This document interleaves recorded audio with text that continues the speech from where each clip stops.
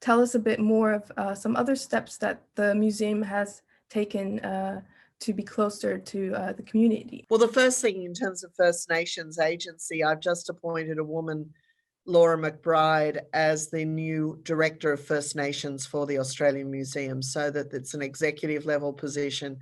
We have a collection of over 20,000 First Nations objects dating back to the beginning of white settlement here. And Laura has established amazing relationships with the local community. In addition to that, we have a collection of over 60,000 Pacific objects. And so we work closely with Pacific communities as well. If you can imagine, here on the east coast of Australia, bordering the Pacific, we have a huge Pacific diaspora living in Sydney and on the east coast. So we have a lot of people from all the islands across the Pacific who are very, very keen to be engaged with their culture. And these objects embody that culture. And I guess that's the difference really between a museum like ours, which focuses on cultural and natural science, is that we're talking about ways in which people lived rather than just looking at something as an artwork that you might do in an art gallery. We are talking about cultural practices, some of which are very secret and sacred to those communities. So having that understanding and respect. So we're trying to embody that right across the museum and an understanding. In fact, even at the moment, we've just embarked on having all of our staff go through anti-racism training so that they understand that sometimes in these old colonial institutions, without realizing it, there can be systemic racism. And so we want to acknowledge that that could exist, and we want to make sure that our staff are well equipped to play a positive role in the future. We've also just commissioned, and Laura McBride, our new Director of First Nations, is the curator of it, perhaps the most important exhibition we've ever done in our history. It opens in May this year, and it's called Unsettled. And it really does discuss the role of First Nations people in Australia and what happened to them after the colonists first arrived. It started with Captain Cook on the east coast of Australia in 1770. And then, of course, in 1788, after the British lost the War of Independence with America, they needed to send their convicts somewhere. And based on the journals of the original visitors on Cook's voyage, they decided the east coast of Australia would be a good dumping ground for convicts. And so that's when the first fleet arrived in 1788. The land was never ceded in any way. There was never a treaty. So Aboriginal people regard this as an invasion. And today stories have been passed down. Now we learn a story in school, which is quite different to the story that First Nations peoples hold, and that has been passed down from generation to generation. So in our exhibition Unsettled, we reveal that for the first time for many people. We talk about genocide. We talk about the frontier wars that have occurred, things that have been brushed over in white colonial history. And really, it's going to be a difficult exhibition for a lot of people to see. It's quite confronting, but it's timely. And Australia now is in that conversation about, do we have a treaty? Do we have reconciliation? For it to occur, you have to have truth-telling first. So we hope we'll play a role in that truth-telling moment. And I'm pretty moved by what the team, our First Nations team, has come up with. We have allowed them full control over the messaging, and it is extraordinary. So I'm pretty excited that the Australian Museum is involved in that, and we're making it free, just as general entry to the museum is free. It's a major exhibition, and it will be free so that every Australian can come and visit it. It's so important. Every school child should see it if they can. So that's an exciting moment for us, I think, and an example of some of the things we're doing, because through that, we're very much highlighting women. Women played an extraordinary role in First Nations communities. They were the fisherwomen here in Sydney, across Sydney Harbour. They were called the Mahn, M-A-H-N. And they fed the families this way. So a really extraordinary role of women, apart from bringing up the children. And they also had the skills of weaving, which have been passed down from generation to generation. So, for example, we'll be running these wonderful weaving workshops with elders in the community so that they can impart these skills on white women in Australia.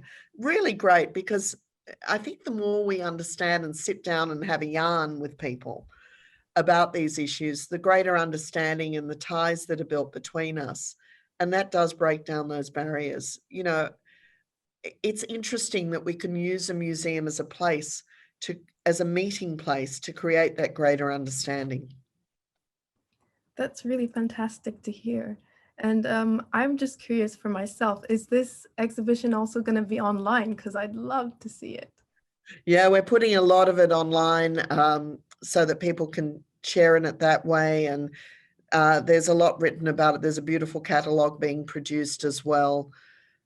I think that we are so excited by this that I think that it will have many other opportunities to be seen and read about and heard by people, because there's so much depth to it and so much of history being revealed. And our First Nations curators went back to a lot of source documents that were held in British archives to demonstrate what orders were given by the Crown at the time, so that, you know, these things did not happen by accident here. There were orders, and most Australians don't know about that.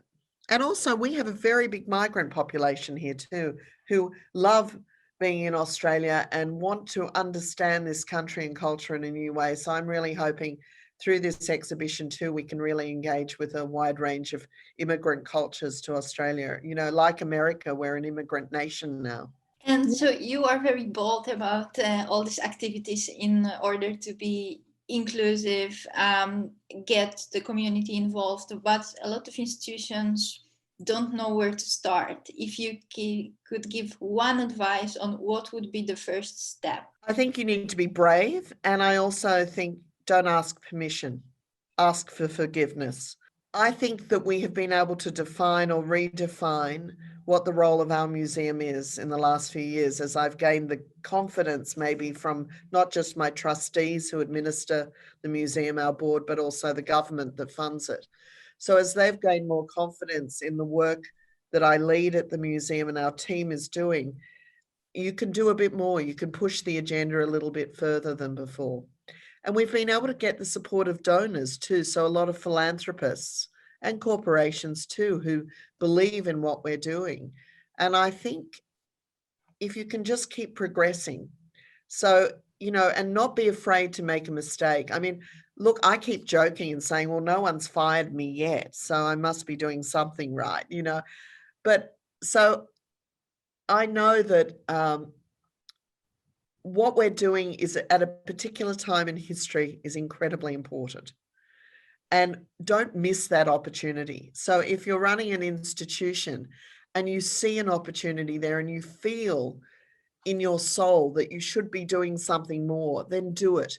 Don't let history pass you by. Be part of it and be part of the conversation and be part of the change, you know, that is happening around you. And that makes institutions relevant. You know, we often have discussions in the museum world about, are museums relevant for the future? You know, or are we just big storehouses of historical objects? And we have an enormous relevancy for the future, especially in museums like ours, because we have the stories of the past, but we can tell so much about the future too. You know, who would have known when all of those natural science objects and specimens were collected, that today we would have the resources of DNA to pull out the true history and to help us understand the future and what impacts of climate change may be on different species, for example. So there's a lot we don't know yet because we can't predict the future. We don't know what will be invented. So museums really, they're like the ark of humanity. I like to think of them in that way, is that, you know, there's a thought that around the world, all the big natural history museums maybe hold over 90% of everything ever found on the planet, which is extraordinary. So they're incredibly important, not just as warehouses or storehouses, but as research institutions, and also for the public to engage. I mean, museums are often the first places that young people really engage with both art and science at the same time. You know, I love seeing the kids come into the museum on school excursions and their little faces light up, and you see the spark go off of recognition, that light bulb goes off. And that's incredibly exciting. And we can be therefore very influential in children's lives and their careers in terms of what they pursue.